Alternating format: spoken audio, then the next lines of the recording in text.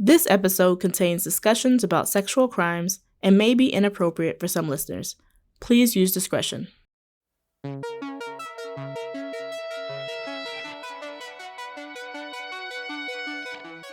a previous episode, we talked to our investigation supervisor for the Sexual Misconduct Unit about the problem of illicit massage businesses in Ohio, but it was just the tip of the iceberg when it comes to the topic of human trafficking, and so we wanted to revisit it because January is National Human Trafficking Prevention Month, and as members of the Ohio Anti-Human Trafficking Task Force, we have a duty to arm our fellow Ohioans with knowledge, so buckle up, we have a lot to talk about today.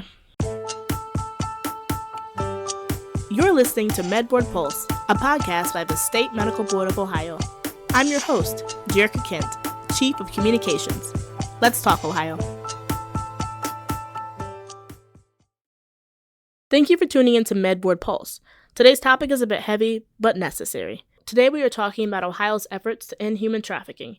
Human trafficking steals the humanity of its victims and perpetrators, and it's important that we address it. I think it's important to revisit the definition of human trafficking to better understand its impact. Simply put, it is the compelled service of others for profit. That can take the form of sex trafficking or labor trafficking. Sadly, both have been found in Ohio.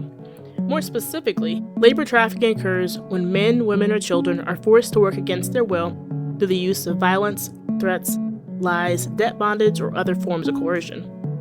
Sex trafficking occurs when a commercial sex act is conducted by force, fraud, or coercion, or in which the person induced to perform such an act is not yet 18 years of age. According to a statistic I found on the U.S. Department of Homeland Security's website, human traffickers are responsible for the victimization of about 27.6 million people worldwide. I know that's an enormous number, and it's sickening. And I think it's important to point out that statistic includes our Ohio communities too. What you may not know is Ohio has had an anti-human trafficking task force since 2012. The board joined the task force back in 2021 alongside 15 other state agencies with regulatory responsibilities, including the Ohio Department of Job and Family Services, the Department of Agriculture, and the Department of Medicaid, just to name a few. Today we're going to talk about this network and how the different entities work together to protect vulnerable men, women, and children. I'm going to be joined by a few guests today, including someone from the Department of Public Safety, someone from the Attorney General's office, and of course our own Medical Board Investigations Unit. To kick off this conversation, we're going to hear from Kelli Cary, the director of the Ohio's Anti-Human Trafficking Task Force. So good to meet you, Kelli. Thank you so much for coming in today. How would you define human trafficking to start off this conversation? Human trafficking, I think, can be best defined in the most simplest terms. It's the exploitation of a person for the purpose of either commercial sex or labor services. What is your role as the director of this task force? I have the privilege of being the state anti-trafficking director, which means I get to coordinate the efforts of the task force. And so that means we get to set the statewide strategy on how we both prevent and then respond to human trafficking. And when we have these initiatives that we're pushing forward throughout the state, that I'm really responsible for making sure that those initiatives and those priorities come to fruition. And so we work really well with a lot of people to make sure that those priorities come to fruition. But my role is to bring us all together and make sure that we have the most coordinated and effective response to trafficking in our state. Ohio is seen as a leader in the anti-trafficking movement. We should be incredibly proud of our state and our response to human trafficking. I work really closely with other states that also are doing wonderful work in the anti-trafficking space. And oftentimes Ohio is looked at as a model state because we are prioritizing this issue at every level, local, state, national. And we also have support not only in manpower and positions and our task force and all of these incredible organizations that are doing wonderful work on the ground every day, but we also have support financially as well. It's really unique, but Ohio has a human trafficking line item in our budget. And so we're able to say that we have dedicated resources. And that really shows how much we're committed to combating trafficking and preventing and responding to this crime. And that makes me just so proud to be in this position. How is the task force structured? So the task force originally started under an executive order in 2012. So this was under Governor Kasich. And under that executive order, that created our task force, which is state agencies coming together to use all the resources at our disposal to be able to effectively combat human trafficking. And so my position was created at that time in 2012. Right now, how it's structured, in 2021, Governor DeWine reauthorized the task force, and we have 16 state agencies that are all members of the task force. I'm housed at the Department of Public Safety. And so our team at the Department of Public Safety, and I have an amazing team of anti-trafficking professionals in the field, we are responsible for being that supportive role for the task force. So we do training and technical assistance, policy development, and we make sure that all of our 16 state agencies, as well as all the folks who are doing this amazing work on the ground, like our nonprofits, law enforcement, criminal justice agencies, that we're all moving forward and we kind of have one vision, one goal that we're working towards. Actually goes really well into my next question, which is, what is the ultimate goal then of the task force? The ultimate goal is to prevent human trafficking, protect survivors, and then prosecute human trafficking. So we talk about the 3 Ps a lot. And so I can kind of expound upon that a little bit. So when talking about a comprehensive strategy, and I would add a 4th P, that would be partnership. And I think that that's something I've already talked about a little bit, is that we can't do this work alone. Without partnerships, without all collaborating together, it would be impossible to combat trafficking. And so what we really try and do, and the ultimate goal of the task force, is to make sure that we have resources to not only prevent human trafficking, but then protect survivors. That means victim services. What do they need to be able to support survivors on the ground? How can we as a state agency provide that support? So one example would be we provide grants to direct service providers to be able to house survivors, to be able to provide resources like employment or case management or therapy, whatever the need might be. And so how do we make sure that we're providing not only services, but we're also screening to make sure that, are there vulnerabilities of trafficking? Have they experienced that type of trauma? And then how do we intervene early? So those are some protection and prevention efforts that we work on. And then the prosecution side of things would be, how do we best hold traffickers accountable so that survivors can be protected in our community? What would you consider the most difficult of those to accomplish? I think they all have their unique challenges. I would say prevention, I think, is actually the most challenging. And, the reason being is because I think in our field, we have focused a lot on protection, victim services, that's my background. I'm so passionate about that. I'm so glad that we put so much effort onto the service provision of how do we care for survivors once they're identified, and how do we make sure that they have everything that they need to thrive in our community. But when we talk about prevention, I think that it's still kind of an enigma for so many people of like, well, how do you actually prevent human trafficking? And so I would say you prevent human trafficking by ensuring that a lot of the vulnerabilities that exist in our communities no longer exist. And that's really hard to do because there's so many vulnerabilities. I mean, we have, people who are marginalized in our community. We have people who have experienced poverty, and we have people who have experienced things like systemic barriers and, being system involved, or maybe not coming from, a family that has been supportive. And maybe there's those internal vulnerabilities of loneliness, or external vulnerabilities like addiction or mental health. And so there's so many of those vulnerabilities. And even though that's the goal, is how do we prevent trafficking by ensuring that we as a society and we as agencies reduce those vulnerabilities. How do we reduce them for individuals? I think that there's a lot of work to be done in that space, and knowing that when we focus on that, that ultimately makes people less vulnerable to being exploited and trafficked. That makes a lot of sense. And it also, though, kind of makes sense to me then, too, why the 16 agencies that are involved in task force, they make up this kind of a very comprehensive service part of the state agencies, really. And that makes sense because we all have to work together. And I think that when you look at it from what's my purpose and what's my role, I think it makes it more attainable and gives us hope that we can accomplish a lot together. And one example with the state medical board of how we're combating trafficking in the state is we have an initiative where we're partnering on working with survivors in the illicit massage industry. And we were able to identify, well, there is a gap in this specific area of trafficking. And we know that trafficking takes place, both sex and labor trafficking is taking place throughout Ohio and throughout the country in illicit massage parlors.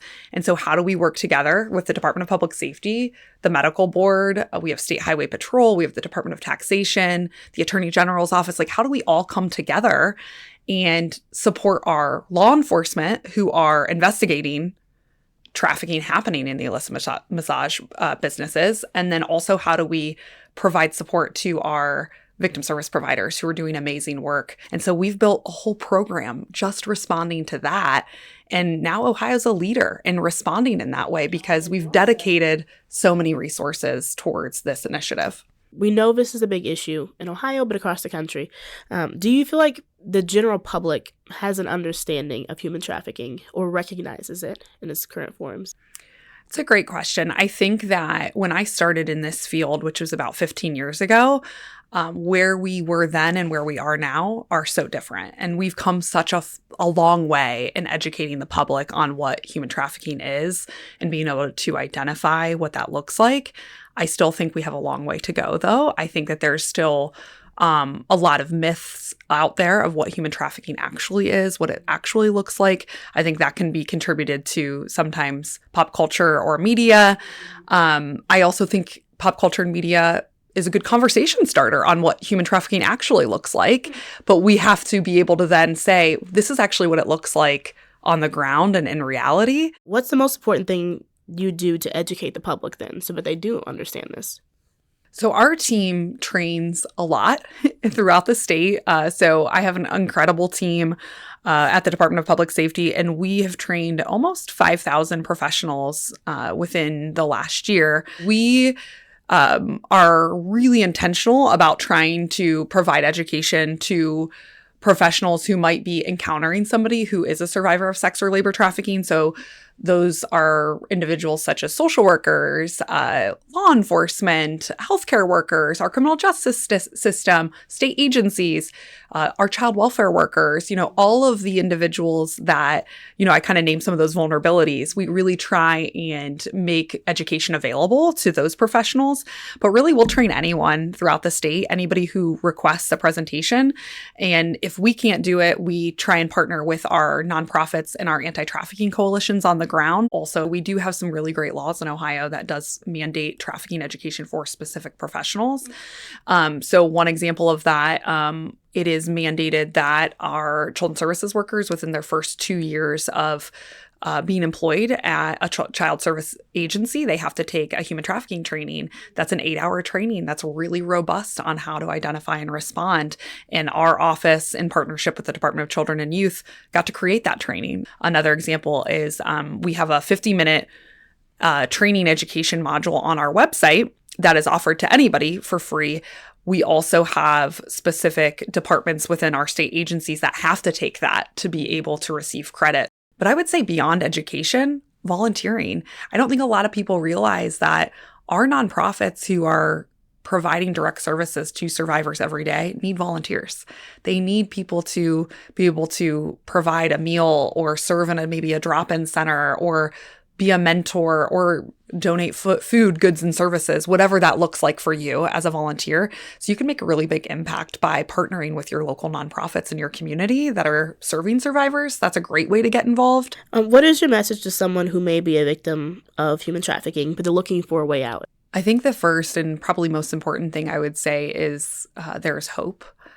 I think hope is the most important thing that we all cling on to. And we have wonderful people and resources ready and waiting when you are ready or when you want to access help in Ohio. And so if you need that help and you want to access those resources, please reach out to our office. We connect with survivors and connect them to their local community and resources all day, every day. That's what we do. And our general email is aht@dps.ohio.gov. I would also say that if you're in a crisis situation or an unsafe situation, we have a national human trafficking hotline that you can call 24 hours a day, 7 days a week. You can also text that hotline. And so that's 1-888-373-7333. And that's the National Human Trafficking Hotline. Is there anything else you feel like is important to share or talk about? We all know vulnerable people. We all interact with people who are vulnerable every day. And I think everybody has some type of vulnerability, whether that be internal or external. And I think the best thing that we can also do is walk alongside those people and provide compassion to those people in our lives, the people that we interact with every day. Kelli, thank you so much for being here today. I think we have a lot to learn and we have a couple more people to hear from, but I'm so grateful that you made the trek down here and able to share your expertise with us. Thank you so much, Jerica. I appreciate it. And thank you so much for making sure that this is a priority. I really appreciate all of your thoughtful questions. We'll be back to learn more after this brief break.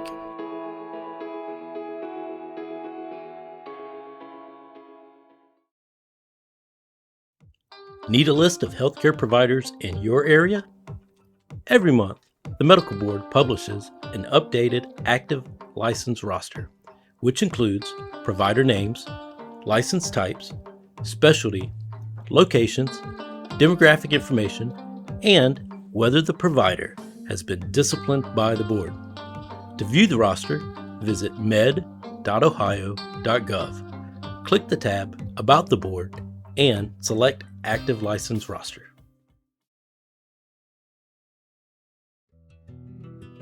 As we say goodbye to one year and embrace another, the Medical Board has recently released its list of meeting dates for 2026. Stay up to date on the schedule for monthly board meetings and quarterly advisory councils by visiting med.ohio.gov and clicking the tab About the Board. Welcome back. In recognition of National Human Trafficking Prevention Month, this episode is all about Ohio's efforts to combat human trafficking. And I'm excited now to introduce you to one of the Medical Board's own, investigations supervisor Jason Shawver. Jason, welcome to the show. Hi, I'm happy to be here today. How did you end up in this role? So I have numerous years of regulatory and investigative experience. I was fortunate enough to be involved in a lot of different types of cases, which gave me the experience and the context of human trafficking, along with providing resources for our stakeholders and licensees. So I imagine your experience in investigations leading up to this and really informed your decision-making process when it came to the Medical Board, but also, I guess it probably shaped how you even approach human trafficking kind of concerns when it relates to the Medical Board. The Medical Board is just one of the 16 agencies that are members. What is our unique contribution in this particular area? We've provided our own in-house trainings for our internal licensing staff to look for signs and different things that may be related to human trafficking during the licensing process of individuals. And it's a continued approach of awareness for everyone involved. So you're saying our licensure staff, I heard recently you did a training with our licensure team. So what kind of things are they looking for in an application process when they're doing that review that could maybe tip them off or at least make them curious and kind of raise a red flag on an application? So our application process and renewal process is very inclusive. There's a lot of information. So we want to look for any type of inconsistencies or potential fraud involved during that process. Our licensing staff is great at recognizing these signs, and they forward them to the appropriate individuals.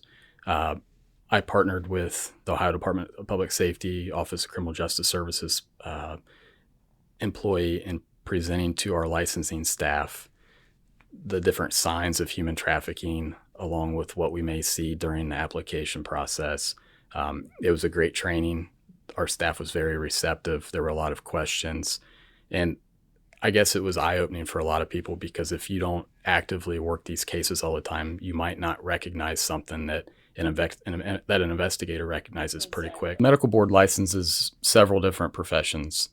So we want to make sure everyone is aware of signs to look for and ways to report any type of abnormal conduct or situations that might warrant us to look into further, or it might warrant us to reach out to a partner agency to continue the investigation or looking into the complaint. Our goal is to help everyone involved in identifying and proactively preventing any type of human trafficking situation. Yeah, so I feel like that leads to my next question. And why is it important for our licensees specifically to recognize human trafficking? Because as you mentioned, it's not just sex trafficking, they're labor trafficking victims as well. A lot of times a doctor might be the first person that a victim has contact with outside of their trafficker. So that doctor would need to have the basic knowledge to formulate a plan for reporting or contacting the appropriate authorities to notify of the concern. And within the massage industry, we want to make sure that our licensed massage therapists recognize that an individual living in a business or massage parlor isn't typical. It's not something that is normal by any means. So any small sign that we can bring to the attention of our licensees to recognize is helpful for the entire state of Ohio. You give presentations across the state on this topic, or at least you participate in panels and help to disseminate information about human trafficking. What are some of the audiences for those presentations? So early in my career at the State Medical Board of Ohio, it was during the beginning of the pandemic, we partnered with the Ohio Department of Public Safety to kind of develop a partial day training for law enforcement for a better understanding of what the State Medical Board of Ohio does, along with any signs of human trafficking in the illicit massage industry and any other helpful information relating to any kind of complaints or investigations they may have. Initially, that training was kind of put on hold, of course, because of the restrictions. And then in 2022, we hosted, in partnership with the Ohio Department of Public Safety, 2 training sessions for law enforcement, one in Northeast Ohio and one in Southwest Ohio. I remember that. I was there for that one. We had numerous local, state, federal agencies attend, representatives from all over. Everyone was very receptive to the training, and everyone seemed to want more information. So we wanted to expand upon that. And most recently this year, we partnered again with the Ohio Department of Public Safety and the Ohio Attorney General's office, and a day-long training was developed. And within that day-long training, we had a section on our regulation and what the State Medical Board of Ohio does. We also had a panel that we participated in discussing the illicit massage industry and how to combat the illicit massage industry.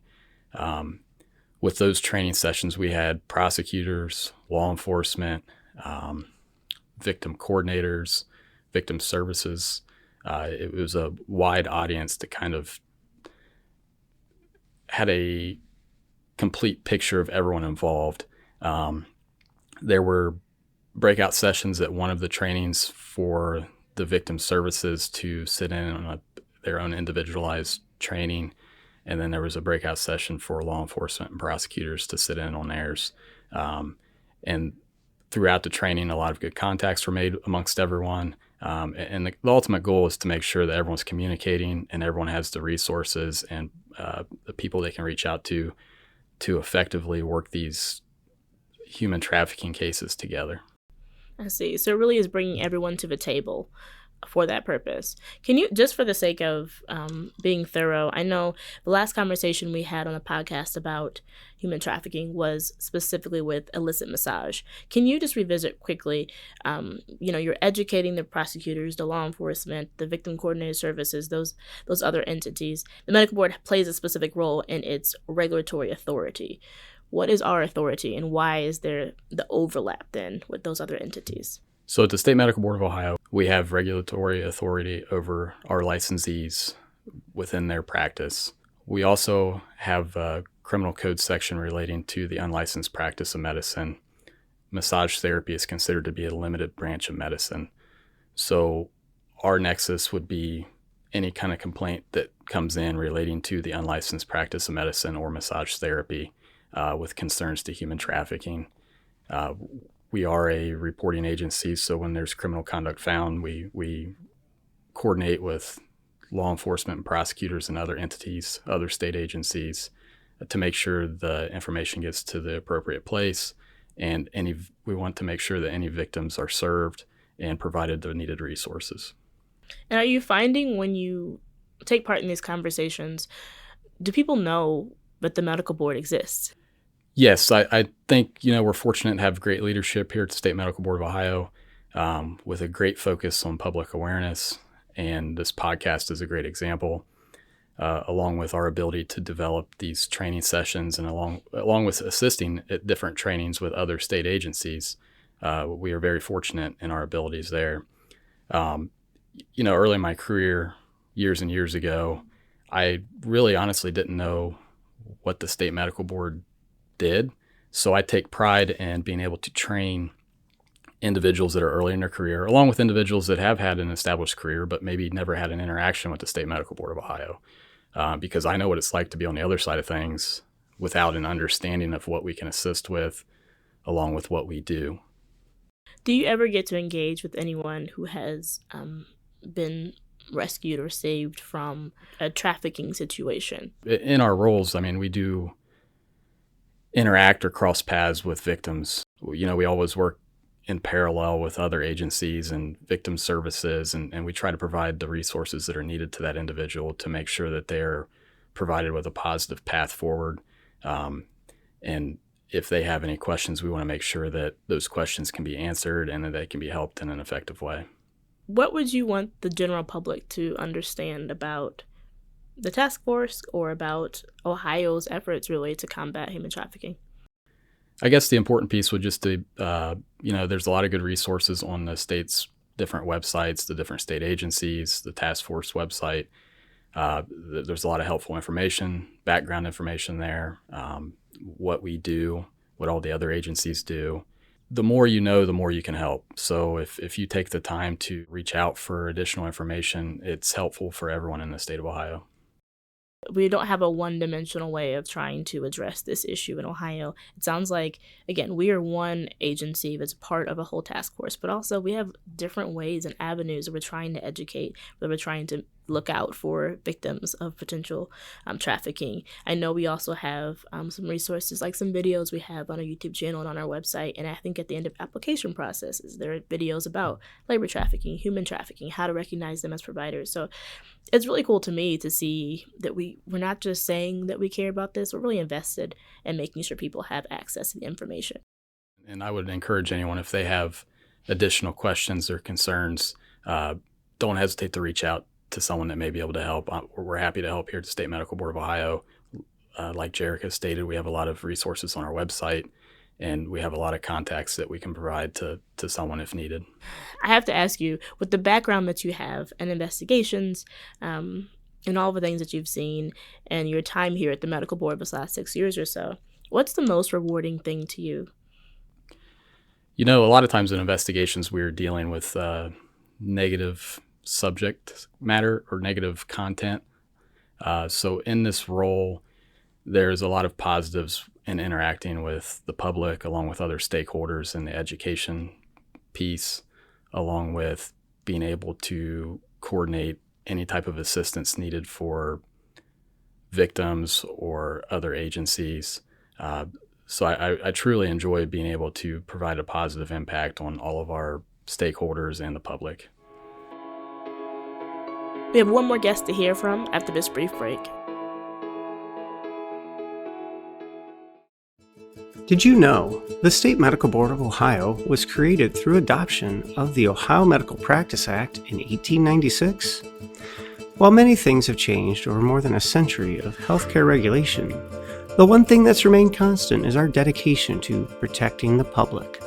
To learn more about SMUO's history, visit med.ohio.gov and click the tab About the Board. You're listening to MedBoard Pulse, a podcast from the State Medical Board of Ohio.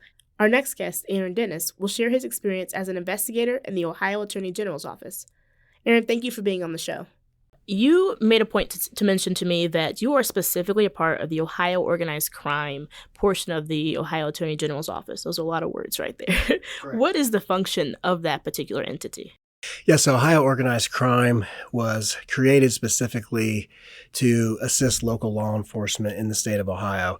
And, what our primary function is to provide resources, training, investigative support, and then we also have, under a special statute in the Ohio Revised Code, the ability to create task forces. So local law enforcement can come to us and submit a proposal to the commission who is in charge of Ohio Organized Crime, and they can propose, hey, we're having this going on in our area. We have these agencies that are being influenced by this activity. We'd like all to come together, and then we provide that platform, again, to provide a lot of the resources that some of the smaller agencies might not have, whether it's surveillance equipment and maybe money for the investigation. But we kind of are like a force multiplier to kind of help with some of these issues that are going on in Ohio. Okay, that makes a lot of sense. So really, you are almost like a hub for resources. Of course, today we're talking about human trafficking. So are the individual cities or townships then have task force that are independently operating? So when I first started to get into human trafficking in about 2008, and so prior to me being with Ohio Organized Crime, I was with Columbus Police for 25 years. And, I kind of fell into human trafficking by being in the right place at the right time. In 2011, Columbus Police went to the Ohio Organized Crime Commission to present the first human trafficking task force in Ohio. The task force approach has proven to be very effective for human trafficking because these pimps are moving around to different jurisdictions. They're going from Ohio to Florida to Texas, and then also moving around within the 88 counties in Ohio. So it took a concerted effort for law enforcement to get together. Law enforcement oftentimes is just used to handling, one problem in their jurisdiction, in their area, and they, combat it or fight it however they choose. But human trafficking really takes a consolidated effort. You're bringing that street level intelligence from the local officers. You're taking that and combining that with some of the state and federal resources. Every agency has something to bring to the table, but then also with the resources that Ohio Organized Crime provides, it really kind of makes like a super team. And so you have all these resources at your disposal that maybe one agency or even two agencies couldn't provide. And then you also have different paths for prosecution. It may be a state case that, this particular investigation fits best, or maybe it's a federal case if you have a guy taking girls over state lines, to different parts of the country. That may suit more for a federal case. The wider, the more deep your resources are, the better chance you have of working a positive investigation that leads to prosecution. I feel like I have so many questions now. This is fascinating, Aaron. You mentioned before, but basically you need to have a lot of resources and to be able to pivot pretty quickly so that you can address the needs as they arise when it comes to trafficking and identifying, either the victims or the people who are perpetrating this kind of crime, which I feel like it's mentioned, it is a crime. These are crimes we're talking about. So these are criminals and they think, in innovative ways. What are other entities that get involved with providing protection in Ohio as you're talking about, again, a multifaceted approach in a task force? Probably one of the biggest hurdles and one of the most important entities that we work with are victim advocate groups. And so early on when I started working human trafficking, I had to do the advocacy and the investigation. Ooh. And so that was very difficult. I wasn't, as much as I cared and wanted to be good at the advocacy part, I just didn't have the resources or the depth of knowledge for that. And so that's something that law enforcement's not really used to, is working with non-police, right? So yes. That's one of the bigger hurdles. Again, as we kind of like rewired our thinking to work in this space, we had to understand that we may need Salvation Army. We may need some of these NGOs to help us because they're more suited to help the victims. Because at the end of the day, that's really what these cases and these investigations are about. That's what we're focused on, is number one, helping the victims get out, get linked to services. So, that was one of the biggest things and entities that we had wanted to bring in was, having these task forces work with advocacy groups. So when we do identify or rescue a victim, they can take them and help them with all the great things that they do. We can be focused now on the criminal investigation. And so that took, and it's still, a work in progress because you have two different competing, ideologies there. Yeah. But everybody, at the end of the day, understands what the focus is and what our goals are. And again, it's to help the victims. And then I always say a perfect case is you help the victims and then you prosecute the trafficker. But there's always different levels of success within that. If we just make rescues and the victims end up, getting out of it and have, a better path for their future, that is a victory. Mm-hmm. Because sometimes investigations due to fear, not being able to gather proper evidence. Unfortunately, we've had a lot of victims that have passed away or died, during the investigation. So all those things can affect prosecution, but it shouldn't like be a measure of success solely, again, from the law enforcement perspective. What kind of experiences do you have that in investigating concerns, like on the ground? What kind of experiences have you seen or taken part in that really impacted you? You see a lot of things that I, growing up that I never thought that I would see. And, where I live out in the suburbs, I always tell everybody within a mile or two from here is, sometimes total chaos. A couple exits up the freeway where there's a group of hotels. There are things going on that people don't realize. And that's probably the biggest thing that has made me passionate about human trafficking is this isn't just something that you see in your professional life. I've gotten calls from, parents I know, people that I coach with, it's a real thing that happens to real people outside of my job. And so it really impacts your personal life as well as your professional life. So you really have to be bought in on multiple levels to really be, good and effective at this. And you just see a lot of different things in our society that, that I don't think people are really aware of. They're kind of sometimes looking the wrong way. They're looking for the white van, at a shopping mall. Exactly. When the reality is that these traffickers are using different tactics. That's not even how traffickers operate. They operate in the shadows. They're online. They are going to pose as a friend, as an ally. It's not going to be like the movie, Taken, where, a van pulls up and they take you away. That attracts too much attention. So this really is in the shadows. And I think, doing something like this podcast to help people kind of understand it, because it can impact literally everyone in our society. Yeah. And I think that feels like the biggest point of education. This impacts the society across the board because it's happening. Correct. We should be paying attention. It's not like, it's not touching my life. It's impacting our communities. Correct. And we should care. Correct. What kind of scenarios in Ohio do we see that are labor trafficking issues? Because I'm not quite sure I have a great grasp on where this could be taking place. Yeah, labor trafficking, it's a whole different kind of mindset when you're working the investigation, you're trying to help the victims. There are a lot of vulnerabilities if you're here undocumented and maybe you don't have your paperwork or your visa, especially, if your fear of, being arrested or deported. And so it makes it a little bit more difficult for labor trafficking victims to trust law enforcement to talk to us. Not to mention, labor trafficking is very difficult to detect because, if you, again, talk about some of the counties that are pretty rural where they may have some large farms, no one really can see what's going on the farm. So there aren't any passerbys or witnesses that may see something and go, like Ohio has the see something, say something. Well, if they're kind of back 100 miles away from where people may see, no one reports it. And also I think there's a kind of perception that us as Americans have. If you went into, like a steakhouse here in town and you saw a 13-year-old working in the back, that would be alarming. If you're going to the restroom and you look in the back and why is there a kid back there? But if it's an ethnic restaurant, I think a lot of times, we're pre-programmed to think, oh, that's family. And so again, just seeing the labor trafficking, it has been very difficult. We don't get as many tips on labor trafficking as we do on sex trafficking. Interesting. And so that becomes a huge hurdle. And then also, there's a lot of shades of gray. There's labor laws and different things. Like some people know that they're going to be doing this work. It's just kind of like they're not getting paid or they're getting taken advantage of. And so where is the criminality in that? Is there force? Are there threats? And again, the only way to find that out is to interview the victim. But if they're so afraid of you as law enforcement, they can't articulate that to you.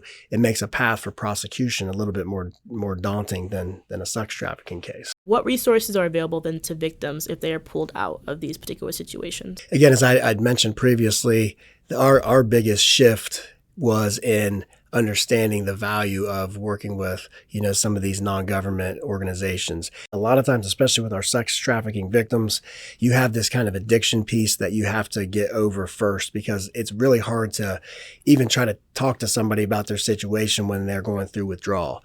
So part of our advocacy is getting, detox to a lot of the victims to kind of get them over that physical issue that they have. That's kind of the first hurdle to clear. I never would have thought about that. A young person with an addiction is that's like gold to a trafficker. It's an easy way to control somebody. It's an easy way to manipulate them. So that usually a lot of times is the first target, is a young person with an addiction. But something as simple as just kind of getting your life back, getting your ID, going to the dentist, the little things that all of us take for granted. It's hard to get an ID if you don't have an address, right? Because they send the driver's license to your house. And so just kind of getting some of that stuff back, getting your own independence back, being able to make your own decisions, because a lot of times things are being asked and taken of you for this entire time when you're being exploited. And now when it's time to make decisions for you, they don't really sometimes understand that. And so you have to have, the physical, getting off the detox, getting your ID so that you can get linked to services, but also some mental health counseling, and again, law enforcement, we don't have those resources. So these advocacy groups are huge and tremendous, and they are sometimes reaching out to other advocacy groups, because this isn't just a one-stop shop. Like it's multifaceted on the victim side. So there are a lot of amazing and tremendous people. We have a great coalition here in Ohio where all those entities, whether it's getting them clothes or getting them some medical attention, they have someone they can reach out to try to help with that. I don't know how you sleep peacefully at night. Like, there would always be something else you're thinking about and ways to, help educate, help save, or provide safe outs for people. Why do you serve Ohio in this way? What about your job motivates you? Yeah, along the way, we've had a lot of successes. We've had a lot of failures. But something that keeps me going are just, the little things. Like, I got a phone call one evening, was just playing cards with some friends, and got a phone call, and I just answered the phone. And it was a girl that we'd worked an investigation on, and for various reasons, she ended up having to go to jail. We try to avoid that, but sometimes that happens in these investigations. But she called and said, "Hey, I just got out," and we worked with her on a plea to try to help after the incarceration time, to get her some counseling, because we recognize all the things that she had been through. But she just wanted to say thanks. She's like, "I wanted you to be the first person that I called when I got out." And when you really, like, I know this is kind of cliche, but when you really think about, like, the footprint one person leaves, or the footprint one person affects, if they have siblings, they have children, they have loved ones, that one person is 10, 15, 20, the actual footprint. And so to answer your question, getting calls like that, but also starting to do the math in my head, like, even if you just help one person, you're actually helping, a lot of people that surround, because when someone is in a bad spot in their life and maybe they have an addiction, it affects everyone around them. Right. So if you can help that one person be on a better path, and then, in a year, it's 20, it's 30, you really start feeling like you're making an effect in the positive way. And that's really what's kind of kept me going all these years.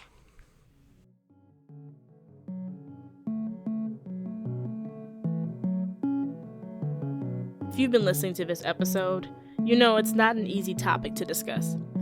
But the truth of the matter is, it's an issue that can reach all parts of Ohio's communities, and the medical board is a part of the targeted efforts because it has an important role in educating medical providers that see patients every day, some of which may be in vulnerable situations.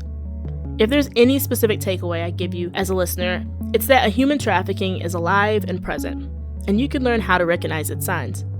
The good news is Ohio has a collaborative approach to eliminating it, and you can be a part of that solution. So educate yourself.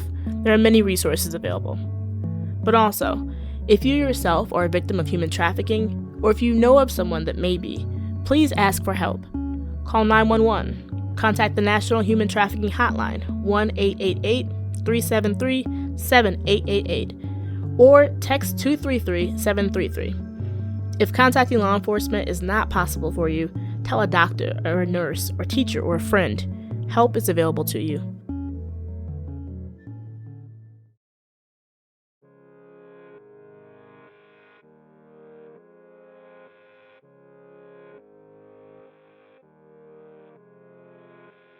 Thank you for listening to this episode of MedBoard Pulse from the State Medical Board.